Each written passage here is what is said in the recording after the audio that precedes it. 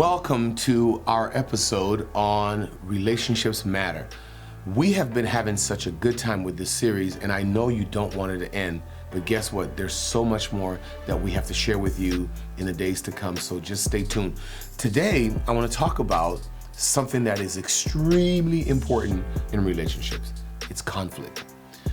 This is the most critical thing that you can learn that's going to help you sustain relationships with other people. Now, here's the thing. People say, why do we have to have conflict? Let's go back to the book of Genesis, when the first conflict did not happen between two individuals, but it happened between God and man, okay? Between Adam and God.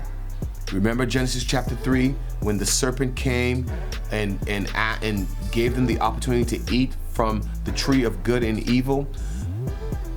God had given them specific instructions on not touching that tree. Genesis chapter 2. God says, out of all the tree of the garden you may eat except this one. And what do we find happen in Genesis chapter 3? The serpent comes, he has this conversation with Eve, and now Eve is moving from her relationship with God, which was based on truth, and now she's going to create a relationship that is based on lies. Think about that. So Eve moved from a relationship that was based on truth to a relationship that is based on a lie. What did Eve move towards? Adam and Eve move towards? They moved towards a relationship with sin, with what was not true. And what did that create? It created a conflict between them and God. And ever since that incident in the garden, mankind has always been in conflict with each other. What do you mean by that, Dr. Phil? Explain. I am glad you asked. Adam now blames Eve for the breakdown. Eve blames the serpent. But before Adam blames Eve, he blames God. He says, the woman that you gave to me. And since then, we have this thing called the fall. We have this thing called sin that has entered into the human reality.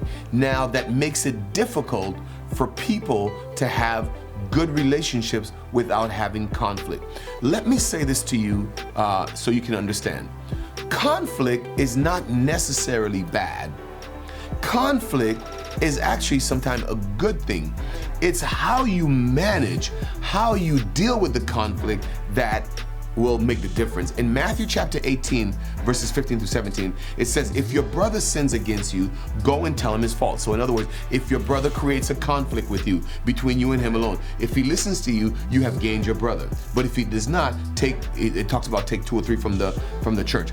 Ephesians chapter 4, verses 31 to 32, it says, let all bitterness and wrath and clamor and anger and slander be put away from you. Be kind one to another, tender-hearted, forgive them just as God has forgiven you. Proverbs chapter 15, verse 1, a soft answer turns away wrath, but a harsh word stirs up anger. The Bible talks about how we should deal with conflict. You deal with conflict by number one, watch this now, you have to identify the cause.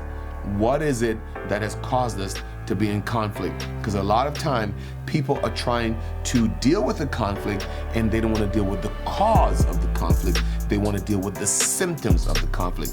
What you experienced as a result of conflict is not the problem. It's what caused this conflict in the first place. The second thing on how you deal with conflict, once you identify the cause, number 2, you must accept personal responsibility. I always say this, no matter how flat a pancake is, it has 2 sides. And number 3, the way you resolve conflict is that you move towards reconciliation and forgiveness. You will never resolve conflict as long as you remain bitter and you bear grudge. Here's what the Bible says. It says in Colossians chapter 3, verse 13, bearing with one another, if one has a complaint against another, forgiving each other just as the Lord has forgiven you, so you must also forgive. I'll have a whole teaching on forgiveness on another episode of Faith Beyond On The Go. I hope that you'll build great relationships and that you will resolve your conflicts in a way that brings glory and honor to God. Have a great day. God bless you. Thanks for sharing this time with us today. We hope you were blessed by the teaching and inspirational time. At Dr. Phil International Ministries, our goal is to present clear biblical teaching and creative programs that will equip, inspire, and propel you into a deeper walk with God. Also, we count on your prayers and financial gifts as partners of this global ministry. Your generous financial gifts make it possible for us to impact more lives for eternity.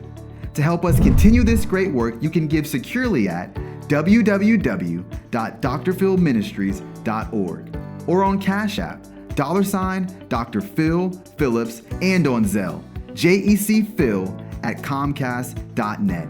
Or you can write to us at P.O. Box 1873, Lehigh Acres, Florida, 33970.